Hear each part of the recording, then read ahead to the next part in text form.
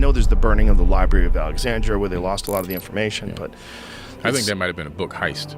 Really? Yeah, I think the burning of the Library of Alexandria was a heist. The burning did happen, don't get me wrong, but that was just a distraction to steal the knowledge, and that the majority of that knowledge ended up in the Vatican archives.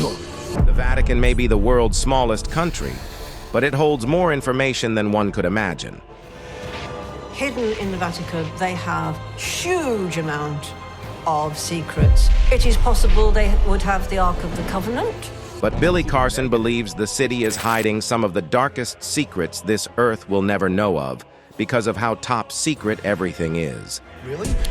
53 kilometers of secret documents. Imagine the truths that are hidden. What could they possibly hide in this small tourist destination? Records or chronicles about extraterrestrial contacts that the Catholic Church has recorded and knows happened, but is keeping a secret. Join us as we reveal the darkest secrets hidden in Vatican City. The vast majority of the knowledge and wisdom stored at Alexandria was siphoned off and taken to that underground, I call it an underground base. Home to the Pope, the Vatican is built upon the tomb of St. Peter the Apostle. It spans a little over 100 acres, and even though that sounds like a very small number for an entire city, the amount of culture and history in it is beyond comparison. The art has existed millennia before our time. Take a look at the 4,000-year-old Egyptian obelisk in St. Peter's Square, or Michelangelo's 16th-century frescoes on the ceiling of the Sistine Chapel. Speaking of Egyptian history, Carson thinks that the Vatican may be hiding something that probably doesn't even belong there. There's no colonialism involved here like how the British keep art from other countries in their museums. It's more about keeping valuable and sensitive information a secret. Some say that the Vatican has archives that run 5 miles deep underground in a very secure tunnel. Average citizens can't just waltz their way in there, though. They'd need security clearance that is provided by some very high-end people in the city. Now, is this strictly part of the government in the Vatican? Or is the United States involved too? No one knows. But Billy Carson thinks that the discoveries, knowledge, and wisdom in these tunnels lie beyond anyone's imagination. Many think that this is an alternative to the Library of Alexandria, which many theorists like Carson believe to be an inside job. Let's dive deeper into the library first. The Library of Alexandria was founded in the 3rd century BCE by the general of Alexander the Great, Ptolemy I Soter. The library is such a mystery. Even the origins aren't confirmed because some say it was founded by Ptolemy's son, Ptolemy II Philadelphus. It was part of a larger complex called the Mouseion, which translates to museum. The purpose of the library was like every other library we're familiar with today, a center for learning and research. If it were to exist today, it'd be located in the city of Alexandria in Egypt. This makes it a lot more interesting because of how it correlates with the Vatican. Centuries ago, scholars from across the Mediterranean would travel great distances to study at this library. This is because it had thousands of scrolls, books, and information about science, philosophy, and literature. It also had history from countries like Egypt, Persia, India, and Greece, along with other ancient civilizations. Think of it as the Wikipedia of the 3rd century. At a time when civilization was completely different from today, that's a huge deal, but this wasn't the first library to ever exist. The city of Alexandria had a lot of scholars who needed libraries to study. There were many in both Greece and the Middle East, which was called the ancient Near East back then. Some of the earliest archives that were recorded came from the ancient Sumerian city of Uruk in around 3400 BC. This was the time when the concept of writing had just started to develop. Up in the ancient Near East, there were many archives with records in different languages. This was compiled by the Assyrians and Hittites, who were Anatolian Indo-European people. They were the ones to form one of the first major civilizations of the Bronze Age of West Asia, so it only made sense for these people to have valuable resources and texts. The most famous library there, though, was the Library of Ashurbanipal in Nineveh. This was founded in the 7th century BC by King Ashurbanipal. The history, expansion, and actual findings of the Library of Alexandria run for many years. It's important to know that when Alexander the Great died in 323 BC, his empire was divided into three because everyone wanted to assume power. The Library of Alexandria was under the control of the Ptolemaic dynasty. These rulers decided they needed a large space for learning and research.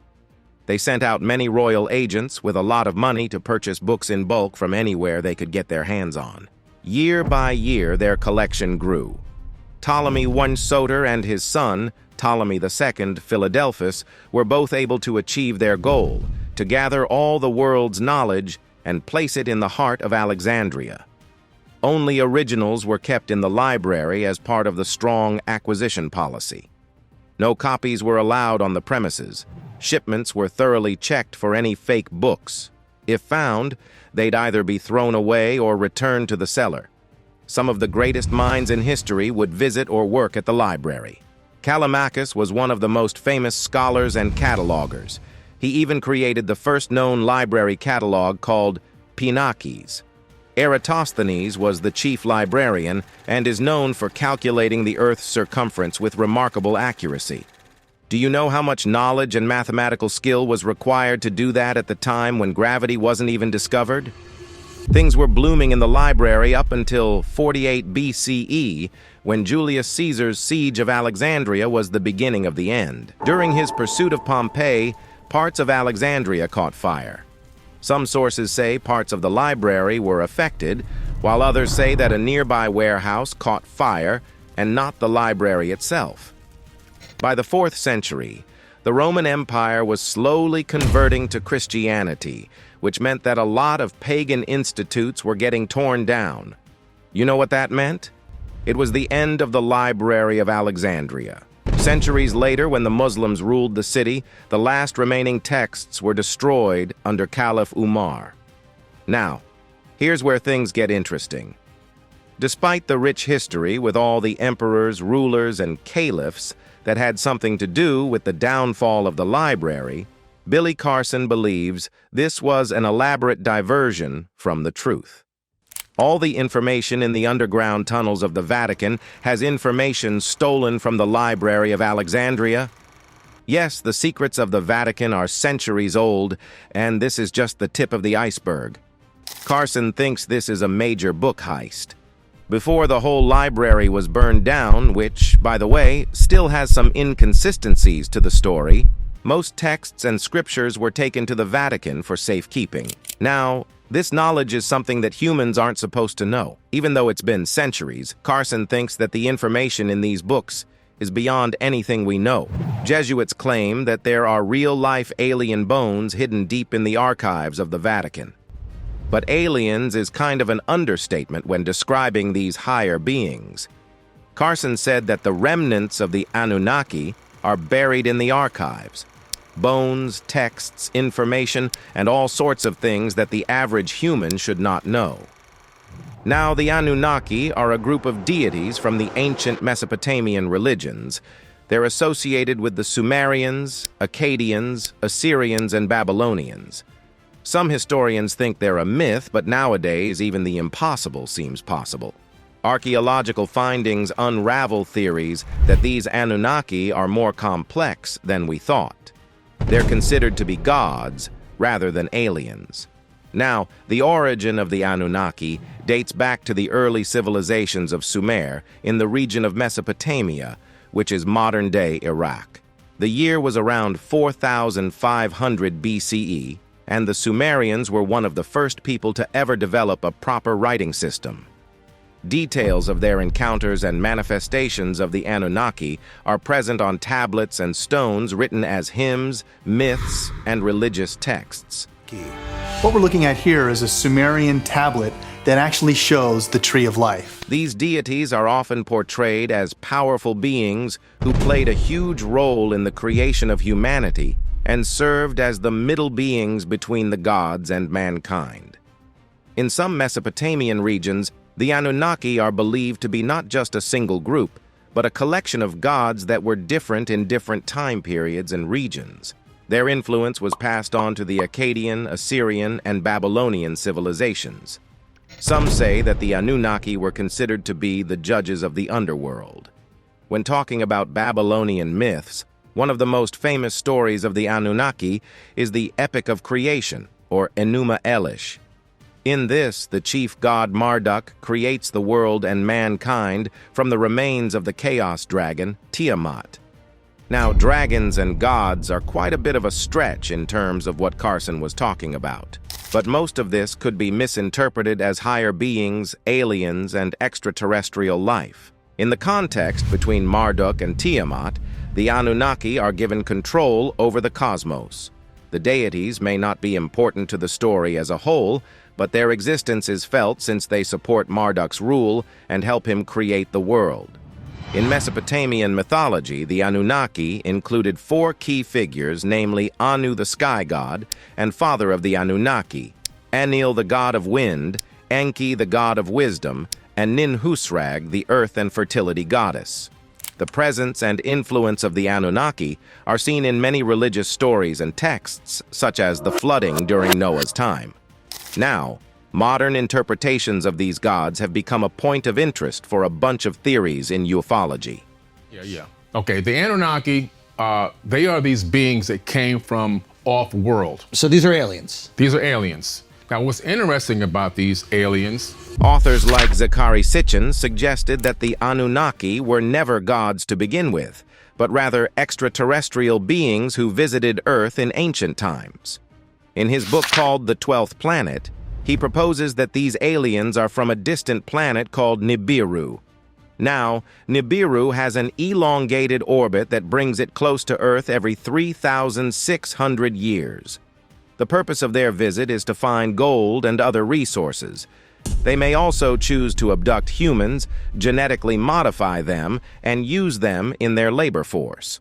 Although some scholars and archaeologists don't believe this theory, a lot of believers argue that the advanced knowledge and technology that belong to the Anunnaki, as mentioned in ancient texts, point to extraterrestrial activity in human history. According to Carson, all the relics, texts, and artifacts that were made for the Anunnaki or left by them are kept in the archives of the Vatican. This proves that the Anunnaki weren't the only advanced alien life forms that walked this earth. Aeons ago, Iraq showed that there were many more deities that visited Earth way before the modern civilization that we all currently live in. I'm talking about eons and eons ago, super highly advanced, with technologies and capabilities of flight and everything else, weapons of war that existed. All that information is stored underneath the Vatican archives. Some of the most incredible texts and books and inventions that ever existed on this planet. Carson claims that these advanced beings roamed this earth centuries before some of the most prominent figures did. He meant religious figures like Jesus Christ, who, by the way, has a completely different story according to him. He has a rather critical view of how the Son of the Christian God has been presented and manipulated throughout history.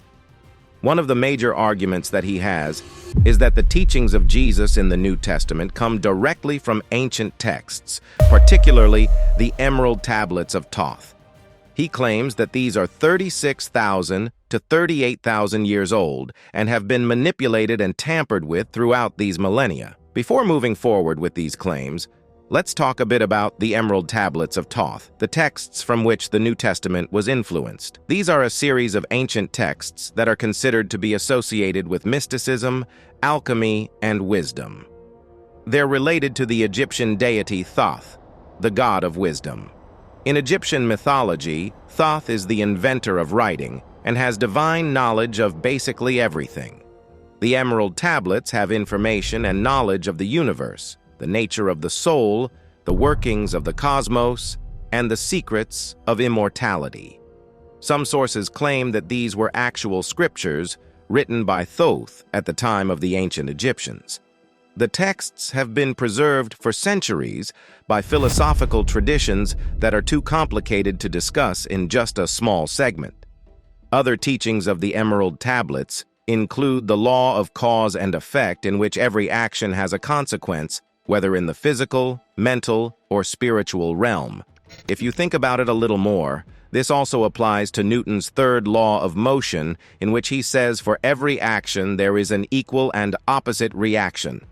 It also mentions the nature of reality, which claims that the universe operates on hidden laws that control all creation. With these topics and many more contained in the tablet in mind, Carson's claim of religions using it for their own message becomes all more believable. There is also a huge possibility that the original tablet is somewhere deep in the archives of the Vatican. He also says that religious texts like the Sumerian tablets, Enuma Elish, Bhagavad Gita, and the Egyptian Book of the Dead were all used to compile the Bible. This is the same holy book that is a manipulated collection of stories from even older sources. It's all a game of power and money for the religious authorities, and humans are the #1 victim of all of this. As for the actual depiction of Jesus that has been circulated throughout history and even modern times, Carson says that the image is, in fact, not accurate at all. It was actually modeled after Cesare Borgia, the son of a pope, rather than the historical figure of Yeshua, which was Jesus' actual name. The portrayal, according to the theorist, was all a big propaganda campaign that the Roman Catholic Church came up with so that they had more control and spread the word of Christianity through fear and consequence rather than peace. The Romans spread religion through violence and torture instead of love, which they claimed to do. Under Pope's rule, over 80 million people were killed in the course of 700 years just to spread religion. The misconception of religion as a whole is the reason why most prayers aren't answered. If millions of prayers are sent to the heavens every single day, and the state of the earth is only getting worse, his points are proven even further. There probably is alien intervention responsible in the history of mankind. People don't understand the power of speech and calling on names and the somatic frequencies they create. Then when you're completely ignorant to what you're really saying, it's no wonder why billions of prayers go up every single day all around the world. The proof of all of this is located within the Vatican's underground tunnels. This idea isn't something that only Billy Carson believes in, though. Recently, scientists and researchers have been trying to find their way inside the Vatican Apostolic Archives so that they can find the answers to the existence of UFOs. As Carson said, access to the archives is almost impossible. One would need to be in a position of high power to go in there, and a bunch of curious scientists just won't cut it. But the existence of the archives is set in stone. These scientists believe that there are 50 miles of shelves with information about all the unidentified foreign objects and paranormal activity that goes on around the world. Who knows? Maybe some texts related to Anunnaki are there, and humans will know what the Earth will be like decades, maybe centuries from now. The plan to get access started in 2023 when U.S. intelligence official David Grush announced that the Vatican was involved in covering up alien secrets. This is automatically in America's interest because this is the country that's been heavily involved in extraterrestrial testing. Carson, along with many other theorists and believers of life in outer space, have claimed that the U.S. government is responsible for every paranormal thing that has happened in the great nation. They're also involved in covering up any traces such as the Roswell incident of 1947 and what happened to Barney and Betty Hill in the 1960s. Bob Lazar even revealed that he has personally worked with alien spacecraft in one of the Area 51 in Nevada. Ever since they found out that the Vatican may have valuable information that could lead to a breakthrough in these discoveries, the U.S. has grown impatient. Grush said that Pope Pius XII verbally spread information about a crashed UFO recovered by fascist dictator Benito Mussolini. Marco Grilli, the secretary to the prefect of the archives, said that he had no idea what Grush was talking about and questioned where all this information was coming from. Grilli might have tried hiding the secrets of the archive from the public. Diana Walsh Pasolka, a religious studies professor at the University of North Carolina, Wilmington, shared her point of view in her book, American Cosmic. She believes that the archives are full of reports about paranormal events, Some of these events include nuns witnessing orbs entering their cells, flying houses, and other things that were flying that weren't supposed to be in the air in the first place. All of these can be defined under one term, which is a UFO. These types of occurrences, according to Pasulka, are called miracles according to Catholic tradition. But what she really means to say is that the Catholics have all this information underneath the Vatican, yet they have no idea what to do with it, nor do they know where to begin. The work that the United States government does on extraterrestrial life is completely classified. Not a single citizen in the States is aware of what goes on behind the doors and vaults of Area 51 and other secret bases. This means that the Italian government in control of the archives probably doesn't know half of the information that the U.S. has. But sources say that the people who work in the Vatican archives are in a rush to digitize what they have. The problem here is that even if the digitized information is spread on the internet, it would be selected information. So, countering Pasulka's claims of nuns and flying orbs, none of that is of the Vatican's interest. What they're interested in is far beyond religious texts and scholars from the 1800s. From what most Americans and professors understand, the people in the Vatican don't know how to handle all this information. A professor at Stanford University named Gary Nolan said that this is probably the most extensive library of information on Earth. It just might be the modern-day Library of Alexandria. It might have information that could help humans combat climate change, the energy crisis, and the war. This is more than just about the secrets of UFOs. It might as well save humanity. The line between religion and extraterrestrial is very blurred. Carson never mentioned when and how the Vatican archives emerged in the first place. It dates back as far as the 17th century and was officially established by Pope Paul V in 1612. But the thing is, the Church had been collecting documents for centuries before a place to store all of them was actually built. The purpose was to preserve records that were mainly concerned with the Church and its teaching, along with historical research. The shelving is said to run around 53 miles in total. All those miles are full of endless information. There's no denying that at least one book has the secrets of extraterrestrial life that we've all been looking for. Apart from the supernatural, some of the other controversial records in the archives include the papal correspondence. This is a set of letters from various popes to kings, emperors, and other world leaders. One of these letters, for example, is an exchange between Pope Leo X and Martin Luther during the Reformation. Other controversial and sensitive information includes state documents. This includes house treaties, agreements, and other classified information that belong to the Vatican and other countries. These may be centuries old. Apart from that, you may also find records from the Second World War, Roman Inquisition documents, more letters from historical figures like Michelangelo, Henry VIII, Catherine of Aragon, and even the trial of Galileo. But these are historical documents that are bound to be stored somewhere. Everyone knows that important reports and information like that just can't be shredded or burned to a crisp. Conspiracy theorists claim that the true nature of Jesus could be found in these archives. This means that there could be information about the history and origins of Jesus Christ, like what Billy Carson said. A lot of people think that century-old religious scriptures and texts are bound to have been manipulated and changed over the years. The texts in the Vatican archives are the only authentic sources of information left to know the true identity of the Son of God. Secret prophecies like those of Nostradamus or the so-called Third Secret of Fatima could also be found here. This is the prophecy sent by the Virgin Mary to 3 Portuguese children. These were Lucia dos Santos and her cousins, Francisco and Jacinta Marto. Fatima isn't a girl who lived in ancient times.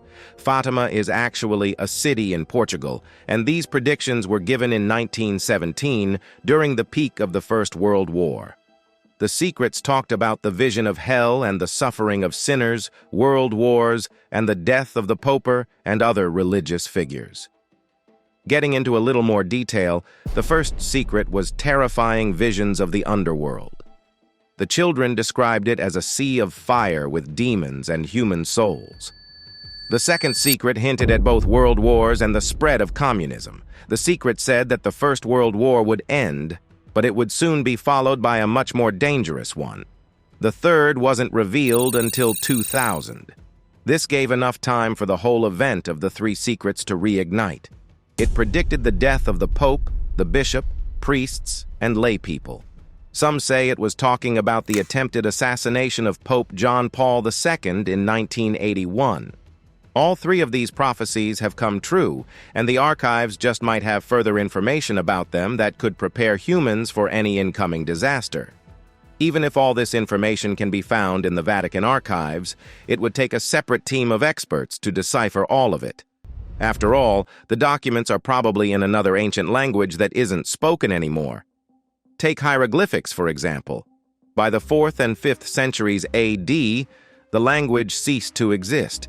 People just didn't speak or understand the language anymore. We see prints of hieroglyphics in the tombs of the pyramids, but hardly understand any of them. Archaeologists and researchers simply interpret what it's trying to say. Imagine what texts from aeons ago would be trying to say. This is why the US government is trying to find out what's down there so they can help unravel the secrets of the universe. But for the time being, the people of Vatican City are choosing not to share a thing. They want the Vatican archives all to themselves and restrict access to Americans. This won't be changed anytime soon, and the world will have to live with what information they know. Collectively, we could save humanity, but that's a dream that we're yet to see, probably not even in this lifetime. If you enjoyed this video, leave a like and hit that subscribe button to see more content.